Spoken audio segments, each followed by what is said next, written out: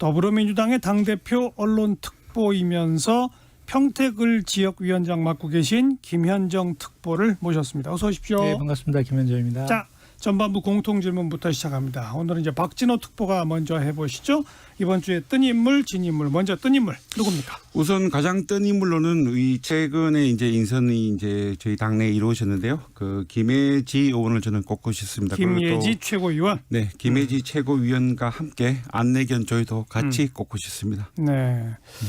깜짝 발탁이죠, 어찌 보면. 그렇습니다. 저는 이번 인선에 있어서 가장 백미로 꼽힐 수 있다라고 생각을 하고요. 그 이유가 지난 6월 이제 본회의 당시에 이제 사회적 약자에 대한 본인이 그 발의한 법안을 설명하는 과정에서 이제 그 물고기 이제 코리에 대한 이야기를 하면서 사실상 여야 의원 모두로부터 이제 기립 박수까지 이제 받았는데요. 저는 이제 김혜지 그 의원이 최고위원으로 이제 그 앞으로 이제 활동을 하면서 우리 그 당 내에 이제 최고위원들 역시도 좀 그 이제 정쟁에 대한 우리 당의 입장을 밝히는 것도 중요하지만 그보다 더 중요한 것은 우리가 국민의 마음을 그 국민의 그 진정성 있게 국민의 마음을 이제 그 잡는 데 있어서 좀 정책적 그 대안에 대한 분명한 그 차별성을 부여해야 될 것으로 보입니다. 다른 기사에서 보니까 최고위원으로 발탁된 후에 최고위원 회의에서 이 정쟁성 이슈에 대한 국민의힘의 현수막이 어마어마하게 많잖아요. 맞습니다. 그거 다 떼자 이런 제안을 해서 받아들여졌다고 그러더라고요. 맞습니다. 저는 이제 사실상 김혜지 의원이 본인이 이제 그 지난 본회의에서 소개한 아마 우리 최고위원들 사이에서 새로운 그 물고기 그 코리가 되지 않을까 기대하고 있습니다. 예. 자, 김현정 특보는 금주에 뜬 인물 누구를 뽑으셨습니까? 저는 김한길 전 의원이 가장 뜬 것 같아요.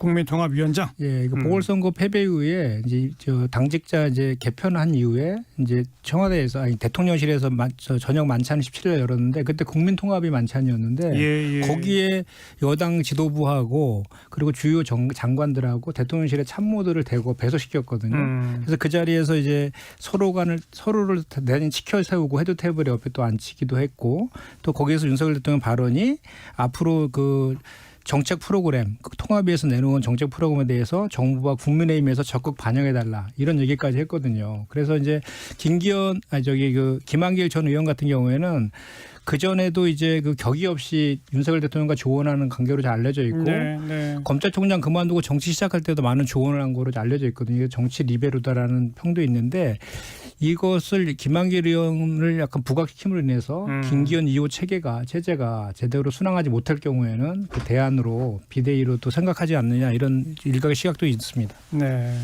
뭐 김한길 위원장의 역할론도 계속 끊이지 않고 나오니까 이 문제는 잠시 후에 다시 한번 좀 이야기 나눠보도록 하고요. 자, 이제 금주의 진인물로 가봅시다. 박진호 특보 누굽니까? 저는 그 이재명 민주당 당대표를 이제 꼽고 싶은데요. 그 이유는 이제 그 지금 재보궐 선거가 끝난 지가 벌써 10일이 지났습니다. 그런데도 이제 다음 이제 23일 날 이제 그 당무 복귀를 앞두고 있다고 이제 그 언론 보도가 있습니다. 지금 이제 민주당 내에 이제 그 이재명 당 그 대표를 보는 데 있어서 여러 사안 중 하나가 과연 그 과거 이제 그 체포 동의안에 대해서 이제 가결한 그 의원과 또 가결한 의원으로 보이는 그분들에 대해서 어떠한 입장을 가질 것인가. 그런데 이 부분에 대해서 지금까지 계속 침묵을 가지고 있는 부분에 대해서 많은 이제 의혹이 정치적 이제 의도가 과연 어떤 것일까에 대한 궁금증이 지금 지속적으로 제기되고 있고요. 사실상 이 시간이 10일이라는 시간이 지나는 동안 그 부분에 대해서 구체적 메시지를 못 내고 있어서 저는 오히려 본인이 그 정치적 기회를 좀 스스로 잃고 있는 거 아닌가 그런 안타까움이 듭니다. 네. 다음 주 당무 복귀 원래 뭐 지난 월요일쯤 당무 복귀 한다고 하지 않을까 추측됐는데 일주일 일단 연기가 됐으니까 이 얘기도 우리 이제 후반부에 좀 이야기를 나눠보도록 하고. 자, 김현정 특보는 금주의 진인물 누굽니까? 저는 이주호 장관을 뽑겠습니다. 교육부 장관. 예, 지금 사실 선거 패배 후에 이제 그 정부 여당에서 국면 전환용으로 국민적 관심사가 높은 의대 정원수 저기를 늘리는 그런 정책을 이제 발표를 했잖아요.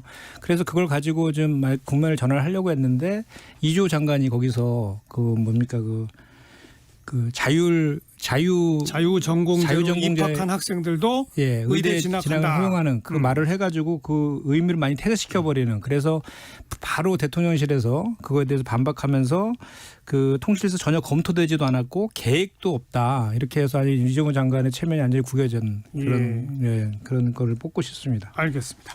자, 이 보궐선거 패배 이후에 김기현 대표 체제가 어떻게 되느냐, 뭐 설왕설래 말들이 많았는데 일단 김기현 2기 체제로 출범을 하고 뭐 다음 주 월요일쯤에 혁신위원장 인선한다 그러고 뭐 총선 기획단도 발족한다고 그러고 그러지 않습니까? 이건 우리 김현정 특보가 민주당에서 볼 때 지금 국민의힘의 이런 식의 어떤 변화 어떻게 평가하세요? 사실은 그 용두삼이라고 저는 보는데요. 용두삼이. 예, 강서구청 보궐선거 패배의 일차적인 책임은 누가 봐도 윤석열 대통령이죠. 윤석열 대통령인데 대통령이 책임을 질 수 없는 노릇이니까 그거에 대해서 뭐 사면하고 공천 윤심을 따라서 이제 부득이하게 공천을 했지만 그래도 당 대표인 김기현 대표가 책임지는 모습이 국민들이 바라는 눈높이였을 것인데 결국은 대통령의 또 말 한마디 차분하게 지혜롭게 수습해라 이 말 한마디에 그냥 당직자들을 꼬리 자르기 식으로 해서 바꾸는 선에서 이기 지도 체제가 다시 이제 출범을 하지 않았습니까? 예.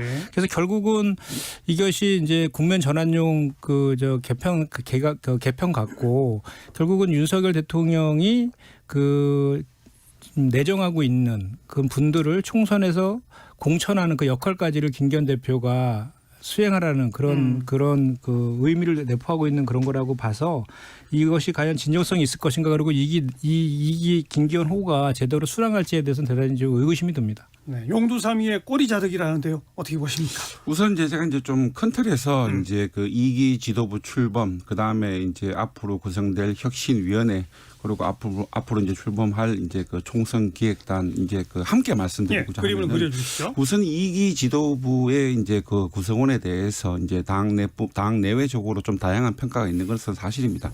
근데 그러한 평가보다도 더 중요한 것은 2기 지도부의 이 그 주요 당직을 이제 맡은 이제 의원들 역시도 본인의 막중한 책임감을 느껴야 될 것이고 본인이 그러한 이제 당무를 수행하는 데 있어서 어떻게 보면은 당의 그 어떻게 보면은 지금의 당이 위기를 돌파하는 데 있어서 제대로 기회를 못할 경우에는 사실상 본인의 뭐 다음 총선 출마뿐만 아니라 정치적 생명까지 상당한 타격을 입을 수 있고요. 그 총선 기획단 같은 경우에는 뭐 여야 할 것 없이 이제 총선을 앞두고 이제 사실상 뭐 항상 이제 그 출범하는 조직이고 또 이 총선 기획단은 사실상 이제 그 실무 조직이라고 이제 봐야 되는 것이고 이제 최고위나 이제 공천관리위원회나 또 저희 지금 당 같은 경우에는 이제 구성될 혁신위원회의 이제 결정을 따라서 그 이해하는 그 기구라고 봐야 되기 때문에 제가 봤을 때 큰 정치적 의미를 부여할 필요는 없을 것 같고요. 지금 우리 그 당이 어쨌든 보궐선거 이후에 이제 그 위기에 직면해 있는 것은 사실이고 그 위기감은 뭐 당내뿐만 아니라 대통령실도 뭐 충분히 공감하고 있는 분위기 속에서 과연 어떠한 혁신위원회가 이제 구성될 것인가가 가장 중요하고 또 어떠한 혁신위원회가 구성이 돼서 어떤 분이 혁신위원장을 맡고 또 그 혁신위에서 어떠한 혁신안을 내놓느냐에 따라서 가장 심각하게 타격을 받을 분은 당연히 김기현 대표입니다. 그렇기 때문에 지금 뭐 제가 봤을 때는 뭐 원래 뭐 주말 사이 이제 뭐 다음 주 월요일 뭐 이렇게 이제 다양하게 이제 언론에서 이제 그 예측하고 있는데요. 그러한 이제 그 언론의 그 여론 조성 분위기에 저희 당 지도부가 휩쓸릴 이유가 전혀 없다라고 생각합니다. 왜 그런가 하면은 혁신위원회는 조금 출범을 늦춰도 된다. 근데 뭐 그 늦춘다라는 것이 무한정 늦출 수는 없는 것이고요. 뭐 적어도 이제 뭐 수일 내에 적어도 다음 주 이내에는 당연히 돼야 되겠죠. 그 이상 늦춘다는 것은 또 이제 그 김기현 대표의 이제 리더십에 대해서 또 다양한 이제 의혹이 제기될 것이기 때문에 저는 이제 단순히 이제 며칠간을 서두러서 이제 누구를 앉히는 것보다는 과연 우리가 어떠한 인물을 제대로 그 위원장에 앉혀서 그 위원장이 어떠한 역할을 할 것인가가 사실상 총선을 앞둔 지금 상황에서는 저희들이 위기 속에서 제대로 된 기회를 찾을 수 있는 지금 현재에서 판단할 수 있는 유일한 돌파구라고 생각합니다. 그러니까 김기현 2기 임명직 지도부는 큰 의미가 없고 사실은 혁신위원회가 의미가 있다. 이 말인데. 지금 현재로서는 이제 2기 지도부가 의미가 없다라기보다는 이제 그 혁신위원회 활동의 그 어떻게 보면 비중이 더 크다. 높다라는 것을 제가 이제 누가 말씀드린 위원장이 겁니다. 됩니까? 뭐 일단 이제 언론에서 다양한 분이 이제 거론되고 있는데요. 저도 뭐 일단 제가 이제 확인한 바로는 이제 언론에서 이제 거론되는 분들 중에 상당 부분은 상당 이제 인사들은 사실상 당에서 접촉조차 이제 하지 않은 것으로 알고 아니다. 있고요. 예. 그리고 일단 김기현 대표 역시도 일단 본인이 이제 그 혁신위원장으로 모실 분에 대해서 이제 소통은 하고 있는 것으로 알고 있고요. 네, 아직 정해지지 않았습니까? 네, 그 누구와 소통하는 것조차도 당내 김기현 대표를 포함한 극히 소수만 알고 있고 전혀 뭐 당내 인사들도 뭐 일부 언론에서 이제 말씀하시는 부분이 있지만 그 부분에 대해서도 저는 사실인지만은 좀 의문이 듭니다. 뭐 김한길 통합위원장 얘기도 나오고 정운찬 전 총리 얘기도 나오고 하태경 의원 얘기도 나오고 뭐 그냥 그 정도인 것 같은데. 저는 이게 사실은 윤석열 아까도 말씀드렸지만 이 강서 그 이제 보궐선거의 패배에 대해서 윤석열 대통령과 김기현 대표 가장 큰 책임이 있는데 이것을 지금 책임을 면피하기 위해서 만든 게 이제 혁신을 띄운 거라고 보거든요. 그래서 아까도 제가 말씀드렸지만 이 혁신위가 정말 국민들한테 진정성을 있게 보이려면 최고위에서 의결로 혁신위에게 정권을 준다라는 의결뿐만 아니라 그 내용 안에 내년도 공천에서 그 당에서 자체적으로 공천을 할 수 있도록 공천 기준까지 만드는 권한까지를 줘야 된다. 그렇지 않으면 아까도 제가 얘기한 것처럼 윤석열 대통령이 내정한 사람들을 공천하기 위해서 김기현 대표가 이렇게 지금 이 자리를 지키고 있다라는 거에서 그 의혹에서 벗어날 수 없다라고 저는 생각하고요. 네. 적어도 이런 정도의 사람이라고 하면 저는 그 유승민 전 의원이나 이준석 전 대표 정도는 시켜야지 국민들이 그런 의혹에서 좀 신뢰를 갖지 않을까 이렇게 생각합니다. 김현정 대표는 도저히 되지 않을 얘기를 지금 제안하고 있습니다. 아니 그만큼 이 혁신위에 대해서 사실 뭐 우리 그 민주당의 김은근 혁신위에 대해서도 비판을 국민의힘에서도 많이 했잖아요. 그만큼 혁신이라는 것이 사실은 당 지도부가 있고 최고 의결기관으로 최고위원회에서 모든 결정을 하는 그 밑에의 혁신이라고 하면 그 혁신이라는 게 혁신할 수 없는 기본적인 구조가 있는 거 아니겠습니까? 그러니까 진짜 국민의힘이 달라지려면 유승민 혁신위원장 내지는 이준석 혁신위원장을 시켜서 거기에 공천 기준 등등의 전권을 줘라 이 말 아닙니까? 그 정도는 해야지. 그렇게 하면 윤석열, 김기현은 권력이 확 빠지는데요. 아니, 그러니까 제가 드리는 말씀은 그만큼 이 혁신이라는 것이 그 뭔가 이렇게 국면 전환용으로 만든 그런 기구라는 것을 제가 전제로 좀 그런 거를 탈피해 좀 이 정도는 해야 된다는 말씀을 제가 드리는 거죠. 그리고 누구를 시키든 간에 그것이 친윤 뭐 윤석열 대통령과 가까운 인사다 이런 식의 이미지를 주는 분이라고 하면 이미 시작부터가 실패다라고 보는 것이죠.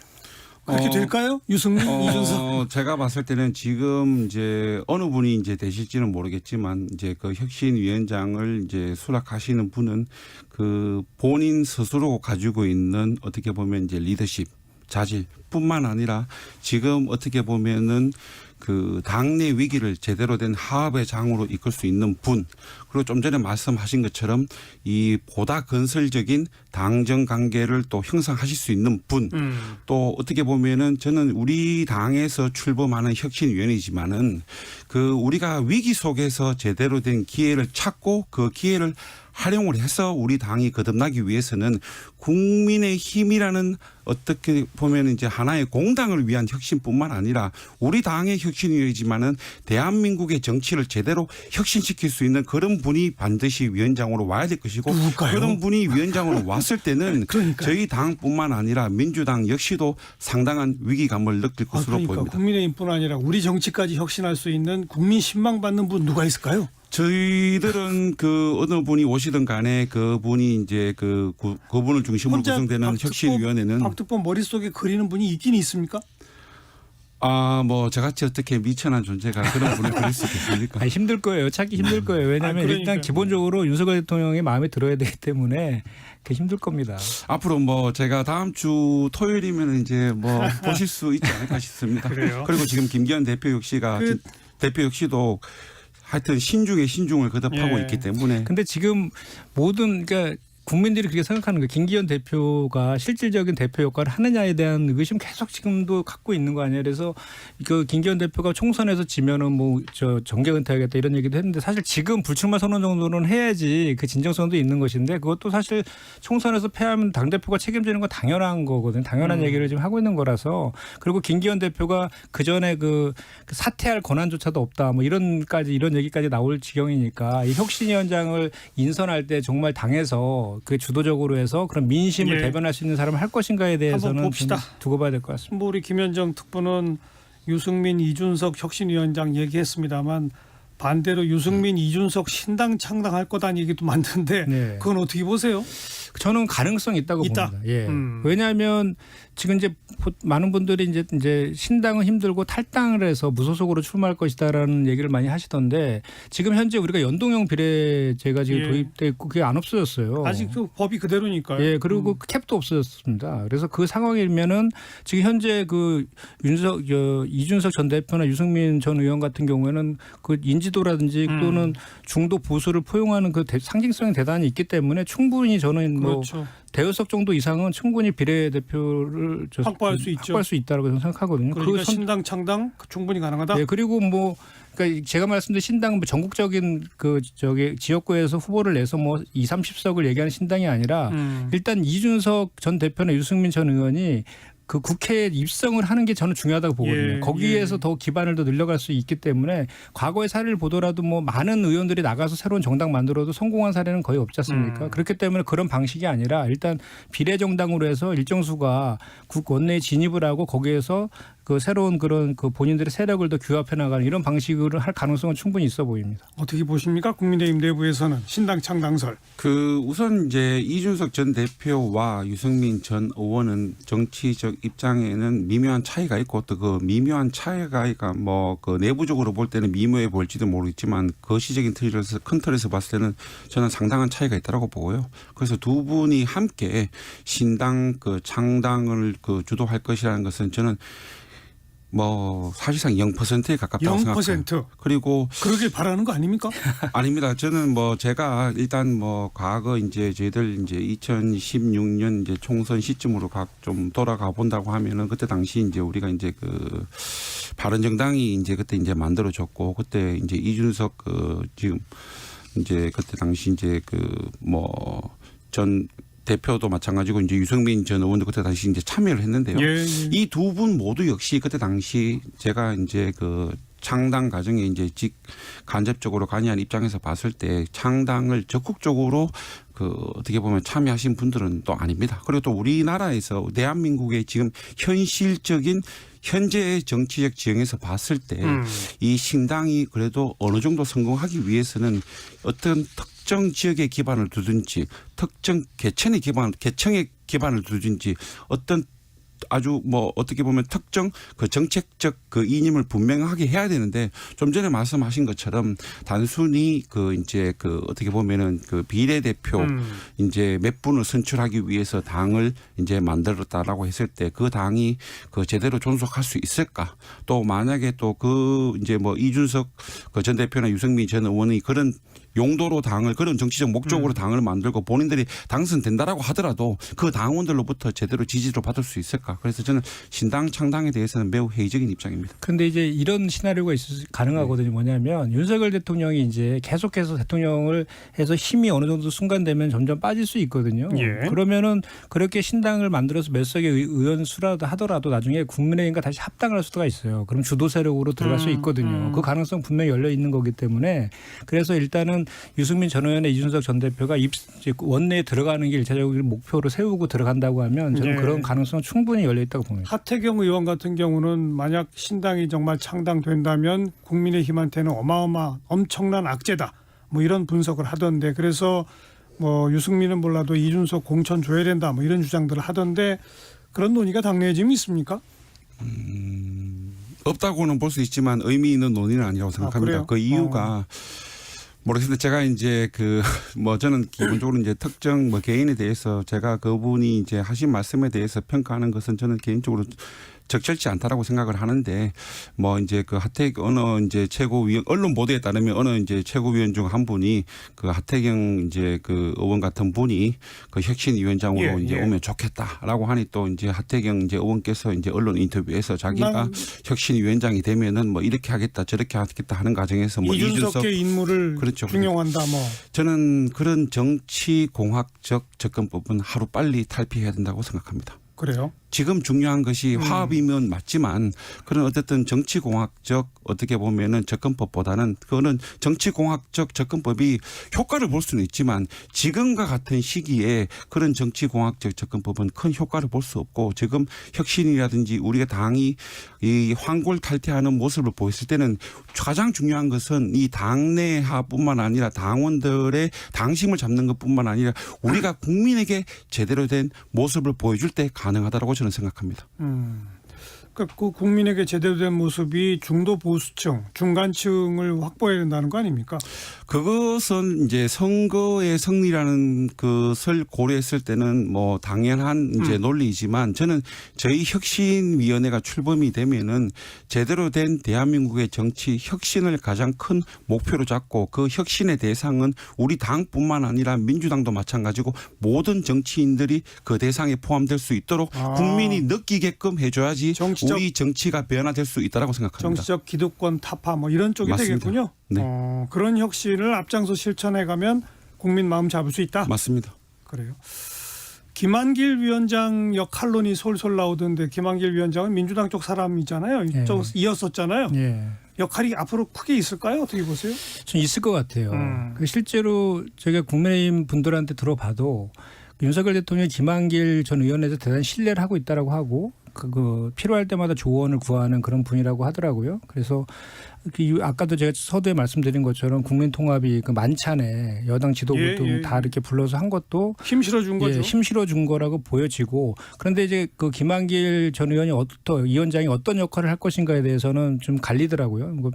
그냥 이기 체제가 잘못되면 비대위원장으로 올 수도 있다라는 얘기도 있고 마쿠에서 전략가의 역할을 할 것이다 이런 얘기도 하고 있는데 지금 제가 듣기로는 김한길 그 위원장이 국민통합위원장을 맡은 이유 중에 하나가 이제 우리 민주당 인사들을 영입해서 뭐 또 이렇게 윤석열 대통령을 중심으로 하는 뭐 그게 신당이든 아니면 이게 국민의힘 내부에서든 그런 세력들을 좀 더 크게 규합시키려고 하는 그런 의도가 분명히 있었던 것인데 그거는 지금 잘 안 되고 있다라고 제가 좀 알고 있거든요.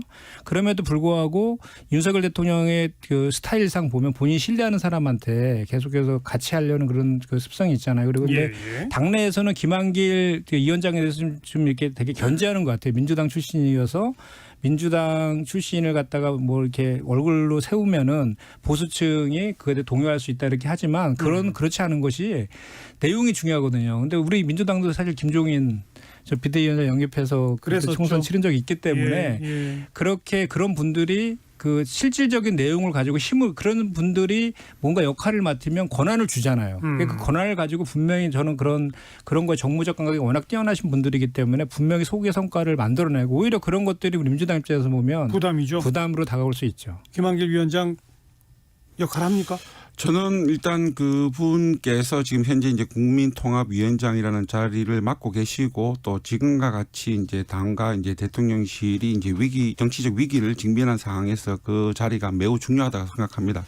그래서 최근에 이제 대통령께 그 누구보다도 이제 고언과 이제 진언을 아끼지 않은 것으로 이제 그 알려졌고요. 또 그분께서 그러한 역할을 충분히 수행하실 수 있을 것이라 생각이 되고요.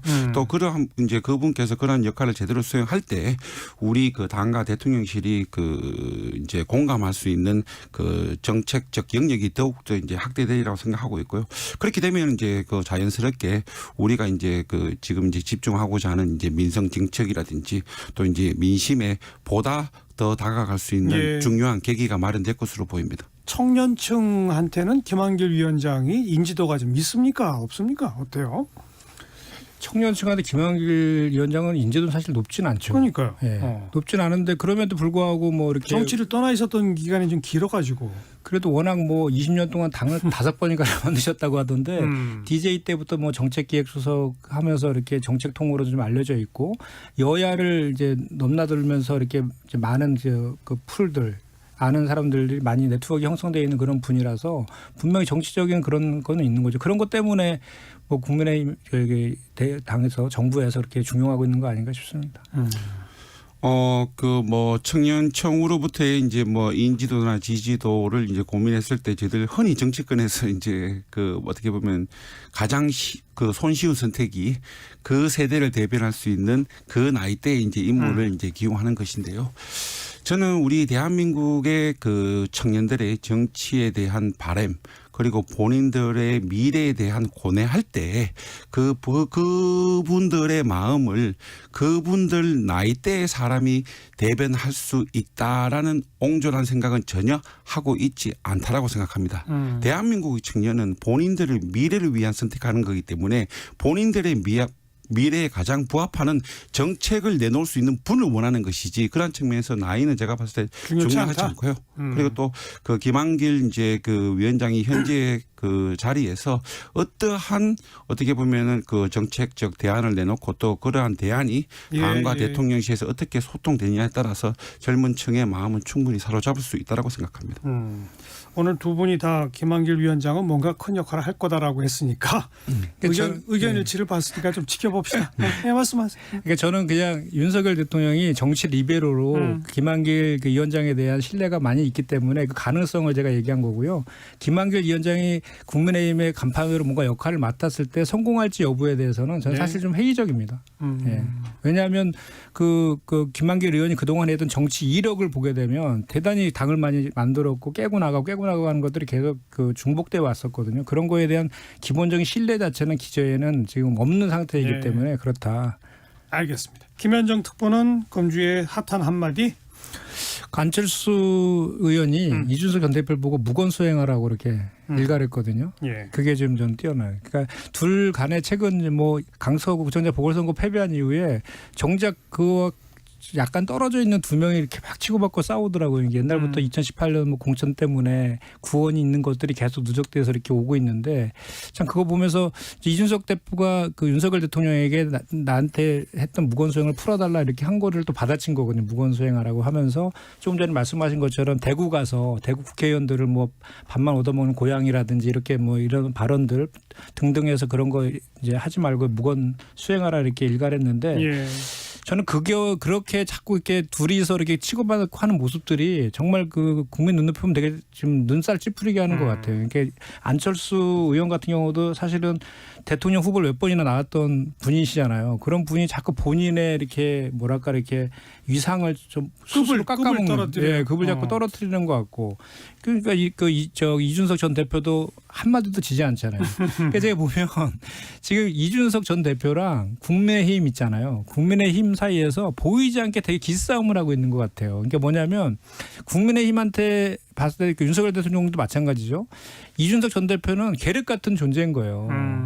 그러니까 제명시키고 내치자니 2030이라든지 호남이라든지 중도 보수층이 빠져나갈 것 같고, 그렇죠. 또 두 잔이 눈에 가시거리이고, 그래서 제가 그 전에 이제 그럼 국민의힘에서는 이준석 과연 공천을 줄까에 대해서 그렇게 저는 생각했었거든요. 공천을 안 주는 것이 목표인데 상황을 봐서 공천 할 시즌에 가가지고 상황을 봐서 이 지지도나 이런 거 정당 지지도나 국정 지지도 이런 걸 봐서 활용 가치가 있다라고 하면 어쩔 수 없이 공천을 주고, 그렇지 않으면 이제 그 공천을 주지 않겠다라는 게 이제 국민의힘의 의도라고 보이는데, 그것을 이준석 전 대표는 간파하고 있는 것 같아요. 그래서 자기는 그냥은 안 당한다 이런 메시지를 계속해서 이제 발산하고 있는 과정에 이제 안철수 의원이 이렇게 여기 전격적으로 이준석 때리기에 나선 것은 본인의 존재감을 드러내려고 하고, 또 뭔가 나에게 중요한 역할을 맡겨달라는 거를 이렇게 이제 어필하려고 하는 것 같은데, 제가 봤을 때 오히려 더 그것이 떨어지더라. 반대로 좀 악재로 작용하고 있다라고 저는 판단합니다. 내 얘기 나온 김에 이준석 전 대표 공천 주느냐 마느냐에 대한 김현정 특보의 의견을 들었으니까 박진호 특보는 공천 줍니까 안 줍니까 이준석 전 대표? 뭐 공천 주고 말고의 문제가 아니고 뭐 이준석 이제 전 대표가 이제 본인의 지역구에서 출마하고자 하는 의지가 있으면 이제 출마 의사를 밝히면 되는 거고요. 또 저희들이 이제 그 앞으로 정해질 공천 룰에 따라서 공정하게 이제 선택받으면 될 것으로 보입니다. 그래서 좀 전에 이제 말씀하신 이제 안철수 지금 이제 의원과 이준석 대표의 언쟁 저도 상당 부분 이제 공감합니다. 지금과 같은 그 언쟁을 지속한다라고 하면은 두 사람 모두에게 이제 뺄셈의 정치밖에 될 수 없다라고 생각하고요. 그리고 이제 그 제가 이제 고향이 경북 이제 상주 문경이다 보니까 이준석 대표가 그 유성민 전 의원이 사실상 본인의 그 어떻게 보면 지금까지 정치 생활을 하면서 가장 공을 들인 것이 그 신공항 이전의 문제였고 또 그러한 이유로 그 유승민 전 대표가 국방위에서 활동을 굉장히 많이 했습니다. 그런데 그걸 단순히 이제 허송세월 20년이라고 이렇게 폄하하는 것에 대해서는 대구 경북 지역에 있는 시민들의 반응이 매우 좋지 않고요. 또 이제 최근 뭐 이제 홍준표 시장께서 괜히 경북의 그 이제 이철우 지사와 이 신공항 설치 문제로 또 뭐 그 대구에서 이제 군부대 이전 문제를 처음에는 이제 그 경북 지역에 이제 그 유치 신청을 받아서 이제 처리하려고 하다가 갑자기 마음이 바뀌셔서 홍준표 시장이 이제 경북 지역에 둘 수 없다. 이제 군의로 편입된 군의에다 두겠다라고 발표한 것에 대해서도 지금 국방부를 포함한 경북 지역에 있어서는 이게 지금 군부대 지금 대구에 있는 4개의 군부대는 사실상 대한민국 국군 창군 이래 최대 규모의 군부대가 동시에 이전하는 것이고 그 군부대 4개가 국군부대 4개가 이전함에 따라서 그와 같이 이제 연합작전을 할 미군 부대도 지금 3개 구가 이동해야 되는데 그것이 어떻게 보면 지역단체 간 무슨 주고받기식 이러한 이제 모습을 보이는 것에 대해서 이준석 대표가 좀 그 깊게 그 생각지 않고 본인의 의견만 이렇게 피력하는 것은 피력하는 것에 대해서 대구 경북 지역에 이제 그 시민들은 매우 지금 불쾌한 감정을 가지고 있는 것으로 알고 있습니다. 오늘 그 핫한 한마디는 두 분 다 이준석 전 대표 관련된 한마디를 가져오신 공통점이 있네요. 자, 이제 후반부 토론 민주당 얘기입니다. 이재명 대표 월요일 당무 복귀는 확실합니까? 네, 23일 나오기로 하셨습니다. 첫 일성이 뭐가 될까요? 일단 민생 얘기하실 것 같아요. 민생? 예, 계속해서 뭐 영수회담 제안도 하셨고 그전에 여야정 협의체 제안도 수차례 걸쳐서 했었는데 지금은 이제 윤석열 대통령도 선거 패배 이후에 정부 여당에서 일성으로 민생 얘기하고 있지 않습니까? 그래서 정쟁하지 않겠다, 뭐 정쟁 현수막도 다 떼겠다. 그리고 뭐 정쟁 관련된 TF도 다 폐지시키겠다 이렇게 하고 민생을 위한 행보로 가겠다라고 했으니까 그건 민주당에서도 환영할 만한 일이죠. 그래서 정말 어느 정당이 더 민생을 위하는 그런 대안 세력인지에 대해서 경쟁하는 아주 좋은 장이 됐으면 좋겠다. 아까 박진호 특보가 근데 그 체포동의안 가결표 던진 의원들에 대한 태도가 아직도 불분명하다라는 표현 썼는데 그거에 대해서는 뭐 어떤 언급이 있을까요? 이재명 대표는 이미 본인의 입장을 밝혔죠. 그 관련된 징계는 없을 것이다라고 했고 우리 안에서의 작은 차이를 극복하자라고 계속해서 했기 때문에 철저하게 저는 통합적인 리더십을 발휘할 것이다라고 생각하고 지금 우리 당의 입장에서는 그 통합적 리더십을 발휘하는 것이 당연하다고 저는 생각하거든요. 네, 왜냐하면 지금 선거에서 압승한 이후에 영장도 기각됐고 지금 현재 또 그래서 이재명 당대표의 리더십도 확고하게 좀 쓴 상태에서 지금 국정감사 시즌이고 좀 지나면 이제 예산안 처리 국면이고요. 굳이 뭐 내부 분란 일으킬 필요가 없다. 예. 그리고 또 하나는 이제 뭐냐면 12월 달에 되면요. 쌍특검 발의해 놓은 게 이제 의결이 들어가요. 패스트트랙. 예, 김건희 주가 조작과 50억 클럽인데 그 50억 클럽에는 그 김만배 씨 누나가 윤석열 대통령의 부친의 집 산 것까지 포함되어 있거든요. 그 쌍특검에 대해서 지금은 뭐 사실은 그 윤석열 검찰에서 이재명 대표를 어떻게 하든 인신 구속하는 게 목표였잖아요. 유무죄는 관심이 없었고 인신 구속하기 위해서 1년 6개월 동안에 그 대대적으로 이제 전방 수사를 했는데도 불구하고 기각이 된 상황에서 검찰 리스크가 커져 있단 말이죠. 그런 상황에서 만약에 이 쌍특검을 윤석열 대통령이 거부권을 행사한다라고 하면 이 표적 수사에 더해서 편파 수사. 왜 우리 진영만 저렇게 편파 수사하느냐에 대한 국민적 비판까지 더해질 것이기 때문에 그것까지 이렇게 맞물려서 돌아가 우리 당엔 대도 유일한 국면이기 때문에 내부에서 이렇게 균열을 일으킬 하등의 이유도 없고 그렇게 해서도 안 된다. 그 체포동의안 가결파에 대한 징계 없다라고 이미 밝혔다는데요. 박진호 특보. 제가 듣기로는 뭐 최근 이제 민주당 현역 의원들께서 방송 인터뷰를 할 때 아직 그 이재명 대표가 입장을 전혀 밝히지 않은 것으로 저는 알고 있습니다. 그래요? 그러한 선에서 이제 말씀드리면은 일단 저는 이제 이재명 대표가 직접 그런 밝혔다라는 것은 금시초문이고요. 물론 저보다는 이제 민주당 내 사정에 대해서 더 밝겠지만 뭐 지금 뭐 밝혔다면은 제가 봤을 때는 다행스러운 일이라고 생각하고요. 밝히지 않았다라고 하면은 일단 저희들이 뭐 당의 대표, 조직의 대표에게 바라는 것은 그 대표가 변화를 이끄는 것이지 변화에 편성하는 대표를 조직의 수장을 바라는 조직원들은 아무도 없습니다. 그런데 지금까지 이제 그 입장을 밝히지 않았다는 점에서 이제 말씀을 드리면 결국은 본인이 입장을 밝히지 않은 것은 정치적 상황을 보고 판단하겠다는 것이고 그것 역시가 이제 본인이 변화를 주도하기보다는 변화에 편성하겠다는 가장 손쉬운 정치적 선택을 한다는 것이죠. 아니, 그건 아니고요. 그 정확하게 지금 저 표현을 한다면 뭐냐면 이재명 대표의 개인적인 의견은 통합적 리더십이고 그거에 대해서 본인의 의견은 밝힌 바가 있고요. 맞습니다. 다만 이제 그렇죠. 뭐 가결 차이를 극복하고 그는 뭐 지난번 윤색 현장에서도 밝혔습니다. 예, 그러니까 맞습니다. 그거 말고도 이제 가결했던 의원들에 대한 것들도 이걸 표현을 했는데 이제 이런 징계 없다고 명확하게 표명했나요? 그러니까 지금 말씀드리려는 건데 그 5분이 있잖아요. 그 5분의 의원에 대해서 당원들이 청원을 한 의원들이 있어요. 5명. 그 5명이 가결했다고 가결표를 던졌다고 청원한 게 아니에요. 다른 이유로 많은 다양한 해당 행위를 했다 해서 징계해달라는 청원이 들어와 있는 상황인데 그게 5만 명 이상이면 지도부가 답을 해야 돼요.